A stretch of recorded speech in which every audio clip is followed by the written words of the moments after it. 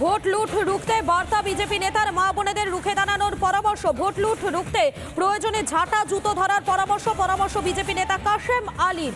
আরো একবার জানাবো আপনাদেরকে, ভোট লুট রুখতে প্রয়োজনে ঝাঁটা জুতো ধরার পরামর্শ বিজেপি নেতা কাশেম আলীর। বসিরহাটে বিজেপি প্রার্থী রেখা পাত্র সমর্থনে প্রচার সভা থেকে মা বোনেদের বার্তা বিজেপি নেতার। প্রতিরোধ তৈরি করুন, সংকল্পবদ্ধ হন, সকাল সকাল পুজো যাবেন, তুলসী মঞ্চে গিয়ে পুজো দেবেন। যদি মা বোনেরা প্রতিরোধ গড়ে তোলে, যদি দেখবেন ওরা ভয় দেখাচ্ছে, ধমকাচ্ছে, রিজিং করার চেষ্টা করছে, আমার মা বোনদের কাছে বিনম্র চিত্রে নিবেদন করে যাব, মা আপনাদের শেষ অস্ত্র হচ্ছে ঝাঁটা জুতো নিয়ে রেডি থাকবেন, ভোটের সামনে যাবেন, ভোট যদি দখল করতে আসে ওদের ছেটিয়ে বিদায় করবেন। আর প্রয়োজন হলে মা বোনেদের বলবো, রিগিং ছাপ্পা ভর্তি করতে হলে ওই তৃণমূল নেতাদের গাছে বাঁধবেন, বিছুটি পাতা নিয়ে ছেটিয়ে দমদম দাঁড়াই দেবেন। আপনাদের শোনালাম ঠিক কি বলেছিলেন সেই সভা থেকে কাশেম আলী, সেই বক্তব্য, এবং এই সভার পর তিনি সাংবাদিকদের মুখোমুখি হয়ে কি বলছেন একবার শোনাই। দমদম দাবাই মানে ওই মানুষ, তৃণমূল নেতারা যে ভাষা বোঝে সেই ভাষা প্রয়োগ করা হবে, দমদম দাবাই হবে। কেন এটা সন্ত্রাস কবলিত এলাকা। আজকের এখানে মিটিং করবে, কাল রাত্রে সব তৃণমূলের হারমাত বাহিনীরা এসে চমকে গেছে যে মিটিং হবে না। এরা মানুষকে ভয় দেখাচ্ছে, তাই মা বোনেরা প্রতিরোধ তৈরি করবে, এবারে দমদম দাবাই দেবে। তৃণমূলের নেতাদের গাছে বেঁধে জল বিচুটি লাগিয়ে দমদম দাবাই দেবে। ভোট যদি রিগিং করতে আসে তৃণমূলের নেতারা, ভোট যদি রিগিং হয়, মানুষকে যদি ভোট না দিতে দেয়, দমদম দাবাই দেবে মা বোনেরা, এবং বিছুটি লাগাবে এবং তার সাথে সাথে গাছে বেঁধে রাখবে। আপনাদের শোনালাম ঠিক কি বলেছেন তিনি, তার বক্তব্য শোনালাম, এবং এই বক্তব্যের পর স্থানীয় তৃণমূল নেতৃত্ব তারা কি বলছেন, তাদের কি বক্তব্য শোনাই আপনাদের। আমি কাশেম আলী মোল্লাকে চিনি না, বা উনি বিজেপি লিডার বলছেন, বিজেপি হয়তো ওকে চিনবে। আমার চোখটা বেঁধে দিন, আর কিছু প্রাণী এখানে আনুন, তাদের ডাকতে বলুন। তাদের ডাক আমি চোখ বাঁধা থাকলেও বলে দিতে পারবো যে কোন প্রাণী ডাকছে। সুতরাং কাশেম আলীর ডাক আপনি শুনেছেন, এটা বুঝতে পারছেন ওই ডাকে ও কী বলতে চাইছে। আমরা বাংলাকে ওই জায়গায় নিয়ে যেতে দেবো না। এতদিন শুনছিলাম তৃণমূল হুমকি দেয়, তৃণমূল খারাপ কাজ করে, কিন্তু এবার নরেন্দ্র মোদী বুঝুক যে তার লোকজন কি কথা বলছে, বাংলায় কারা অশান্তি করতে চাইছে। প্রচার রাজ্যে 42টা কেন্দ্রে 42 রকমের লড়াই। প্রত্যেকটা কেন্দ্রের কি অভাব, কি অভিযোগ, কি ইস্যু, একদম প্রার্থীর সঙ্গে থেকে, প্রার্থীর মুখ থেকে শুনে, এবং অবশ্যই সেই কেন্দ্রের সাধারণ মানুষের না বলা কথা তুলে ধরবো আমরা। আমাদের সঙ্গে দেখুন 42-এর লড়াই, কথা হবে চোখে চোখ রেখে। স্বামী স্ত্রীর মধ্যে ঝামেলা, এবং সেই ঝামেলার সূত্রপাতে ইতিমধ্যে স্বামী স্ত্রীকে খুন করে। এ ঘটনা ইতিমধ্যে কড়িয়া থানার অন্তর্গত একটি ক্যাফেতে হয় সোমবার সন্ধ্যায়। এ ঘটনায় সাকিব অর্থাৎ স্বামী সাকিবকে গ্রেপ্তার করে কড়িয়া থানার পুলিশ। আরিবার বাড়ি থেকে প্রায় 3 থেকে 4টি বাড়ির পরেই রয়েছে ইর্তিকা সাকিবের বাড়ি। আমরা সাকিবের বাড়ির পরিবারের সদস্যের সঙ্গে কথা বলতে গিয়েছিলাম, কিন্তু এই এলাকায় তার পরিবার আর থাকে না। কিন্তু স্থানীয় বাসিন্দারা জানাচ্ছেন এই সাকিব কোনো কাজ করতো না এবং খুব ভালো ছেলে ছিল। কি এমন ঘটনা ঘটলো যেখানে এই সাকিব আর আরিবার মধ্যে ঝামেলার সূত্রপাত হয়, এবং পরবর্তীকালে আরিবার ইতিমধ্যে থানায় একটি অভিযোগ দায়ের করেছিলেন। সেই অভিযোগের পরিপ্রেক্ষিতে তাকে গ্রেপ্তার পর্যন্ত করা হয়েছিল। জামিনে ছাড়া পাওয়ার পর সেই ঝামেলা মেটানোর জন্যই নাকি তারা সেই ক্যাফেতে দেখা করতে এসেছিল। আরিবাকে প্রথমে মাথায় আঘাত করা হয় এবং পরবর্তীকালে তাকে ছুরি দিয়ে কোপানো শুরু করে এই সাকিব। পার্থরার সঙ্গে তুলিকার রিপোর্ট, রিপাবলিক বাংলা, কলকাতা।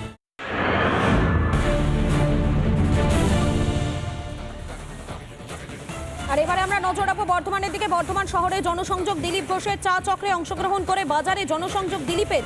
বাজার ঘুরে ফল কেনেন দিলীপ ঘোষ। বর্ধমান দুর্গাপুরে বিজেপি প্রার্থী দিলীপ ঘোষ।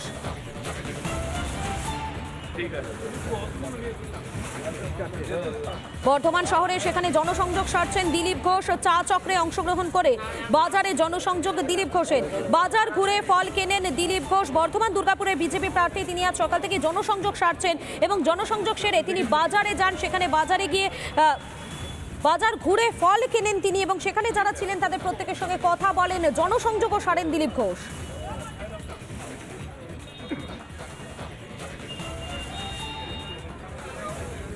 বর্ধমানের পাশাপাশি এবারে হুগলি চুচুড়ার ছবি দেখায়। চুচুড়াতে সেখানে জনসংযোগে রচনা ব্যানার্জি। প্রচারে বেরিয়ে বাজার করেন রচনা। শাক সবজিও কেনেন হুগলির তৃণমূল প্রার্থী। দেখতেই পাচ্ছেন আপনারা যে ছবি দেখাচ্ছি, রচনা ব্যানার্জি চুচুড়াতে সেখানে জনসংযোগে ব্যস্ত তিনি। প্রচারে বেরিয়ে বাজার করলেন রচনা ব্যানার্জি। শাক সবজি কিনলেন হুগলির তৃণমূল প্রার্থী। এই মুহূর্তে দুটো ছবি দেখতে পাচ্ছেন। একদিকে দেখুন বর্ধমানে সেখানে জনসংযোগ করছে, জনসংযোগ সারছেন দিলীপ ঘোষ। বাজারে বেরিয়ে তিনি রীতিমতো ফল কিনছেন, সেই ছবি দেখাচ্ছে। এবং অপরদিকে বাজার করে জনসংযোগ সারছেন তৃণমূল প্রার্থী রচনা ব্যানার্জি। দুটো ছবি দেখতে পাচ্ছেন, একদিকে বর্ধমান, অপরদিকে চুচুড়া। দু জায়গাতেই যারা প্রার্থীরা রয়েছেন তারা রীতিমতো কিন্তু জনসংযোগে ব্যস্ত।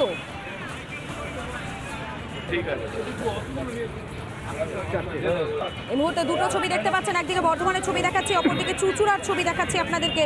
দু জায়গাতেই একেবারে ব্যস্ত রয়েছেন প্রার্থীরা। একদিকে দিলীপ ঘোষ বিজেপি প্রার্থী, অপরদিকে চুচুড়ায় সেখানে তৃণমূল প্রার্থী রচনা ব্যানার্জি। তারা দুজনেই ব্যস্ত জনসংযোগে।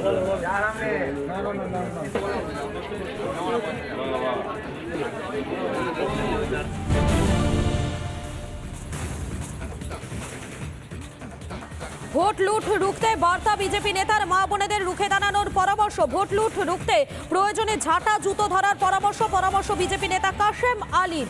আরও একবার জানাবো আপনাদেরকে, ভোট লুট রুখতে প্রয়োজনে ঝাঁটা জুতো ধরার পরামর্শ বিজেপি নেতা কাশেম আলীর।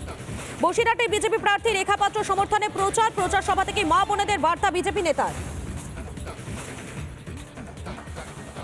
প্রতিরোধ তৈরি করুন, সংকল্পবদ্ধ হন।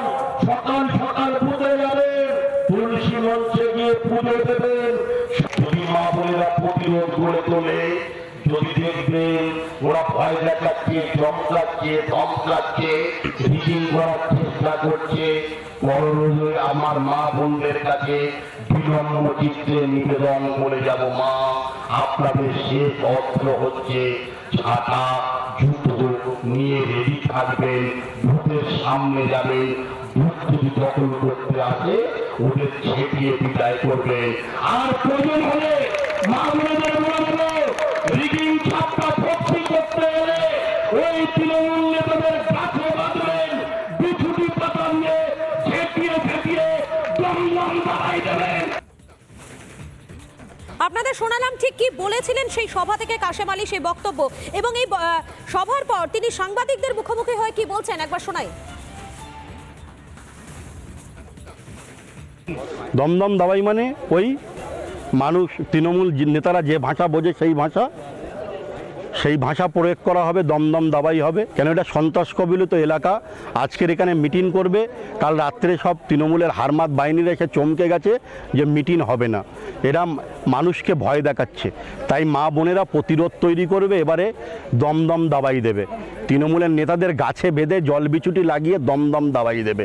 ভোট যদি রিগিং করতে আসে তৃণমূলের নেতারা, ভোট যদি রিগিং হয়, মানুষকে যদি ভোট না দিতে দেয়, দমদম দাবাই দেবে মা বোনেরা এবং বিছুটি লাগাবে এবং তার সাথে সাথে গাছে বেঁধে রাখবে।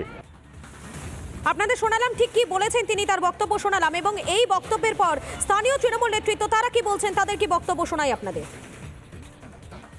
আমি কাশেম আলী মোল্লাকে চিনি না, বা উনি বিজেপি লিডার বলছেন, বিজেপি হয়তো ওকে চিনবে। আমার চোখটা বেঁধে দিন। আর কিছু প্রাণী এখানে আনুন, তাদের ডাকতে বলুন। তাদের ডাক আমি চোখ বাঁধা থাকলেও বলে দিতে পারবো যে কোন প্রাণী ডাকছে। সুতরাং কাশেম আলীর ডাক আপনি শুনেছেন, এটা বুঝতে পারছেন ওই ডাকে ও কী বলতে চাইছে। আমরা বাংলাকে ওই জায়গায় নিয়ে যেতে দেবো না। এতদিন শুনছিলাম তৃণমূল হুমকি দেয়, তৃণমূল খারাপ কাজ করে, কিন্তু এবার নরেন্দ্র মোদী বুঝুক যে তার লোকজন কি কথা বলছে, বাংলায় কারা অশান্তি করতে চাইছে। ভোটে প্রচার রাজ্যে 42টা কেন্দ্রে 42 রকমের লড়াই। প্রত্যেকটা কেন্দ্রের কি অভাব, কি অভিযোগ, কি ইস্যু একদম প্রার্থীর সঙ্গে থেকে প্রার্থীর মুখ থেকে শুনে এবং অবশ্যই সেই কেন্দ্রের সাধারণ মানুষের না বলা কথা তুলে ধরবো আমরা। আমাদের সঙ্গে দেখুন 42-এর লড়াই, কথা হবে চোখে চোখ রেখে। স্বামী স্ত্রীর মধ্যে ঝামেলা এবং সেই ঝামেলার সূত্রপাতে ইতিমধ্যে স্বামী স্ত্রীকে খুন করে। এ ঘটনা ইতিমধ্যে কড়িয়া থানার অন্তর্গত একটি ক্যাফেতে হয় সোমবার সন্ধ্যায়। এ ঘটনায় সাকিব অর্থাৎ স্বামী সাকিবকে গ্রেপ্তার করে কড়িয়া থানার পুলিশ। আরিবার বাড়ি থেকে প্রায় 3 থেকে 4টি বাড়ির পরেই রয়েছে ইর্তিকা সাকিবের বাড়ি। আমরা সাকিবের বাড়ির পরিবারের সদস্যের সঙ্গে কথা বলতে গিয়েছিলাম, কিন্তু এই এলাকায় তার পরিবার আর থাকে না। কিন্তু স্থানীয় বাসিন্দারা জানাচ্ছেন এই সাকিব কোনো কাজ করতো না এবং খুব ভালো ছেলে ছিল। কি এমন ঘটনা ঘটলো যেখানে এই সাকিব আর আরিবার মধ্যে ঝামেলার সূত্রপাত হয় এবং পরবর্তীকালে আরিবার ইতিমধ্যে থানায় একটি অভিযোগ দায়ের করেছিলেন। সেই অভিযোগের পরিপ্রেক্ষিতে তাকে গ্রেপ্তার পর্যন্ত করা হয়েছিল। জামিনে ছাড়া পাওয়ার পর সেই ঝামেলা মেটানোর জন্যই নাকি তারা সেই ক্যাফেতে দেখা করতে এসেছিল। আরিবাকে প্রথমে মাথায় আঘাত করা হয় এবং পরবর্তীকালে তাকে ছুরি দিয়ে কোপানো শুরু করে এই সাকিব। পার্থরার সঙ্গে তুলিকা রিপোর্ট, রিপাবলিক বাংলা, কলকাতা।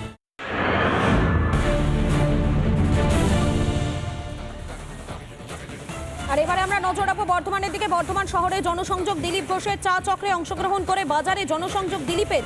বাজার ঘুরে ফল কেনেন দিলীপ ঘোষ। বর্ধমান দুর্গাপুরে বিজেপি প্রার্থী দিলীপ ঘোষ।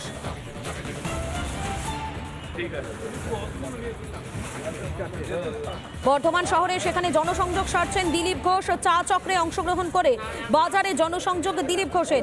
বাজার ঘুরে ফল কেনেন দিলীপ ঘোষ। বর্ধমান দুর্গাপুরের বিজেপি প্রার্থী তিনি আজ সকাল থেকে জনসংযোগ সারছেন এবং জনসংযোগ সেরে তিনি বাজারে যান। সেখানে বাজারে গিয়ে বাজার ঘুরে ফল কেনেন তিনি এবং সেখানে যারা ছিলেন তাদের প্রত্যেকের সঙ্গে কথা বলেন, জনসংযোগও সারেন দিলীপ ঘোষ।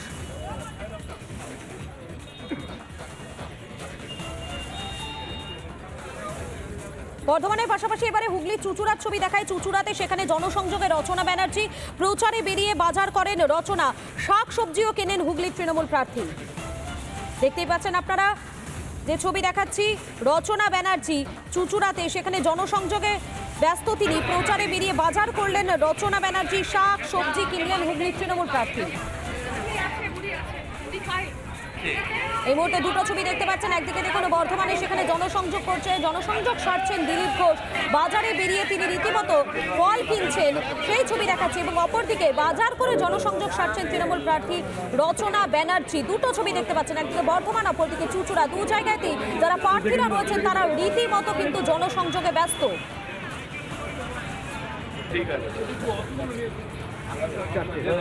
এই মুহূর্তে দুটো ছবি দেখতে পাচ্ছেন, একদিকে বর্ধমানের ছবি দেখাচ্ছি, অপরদিকে চুচুড়ার ছবি দেখাচ্ছি আপনাদেরকে।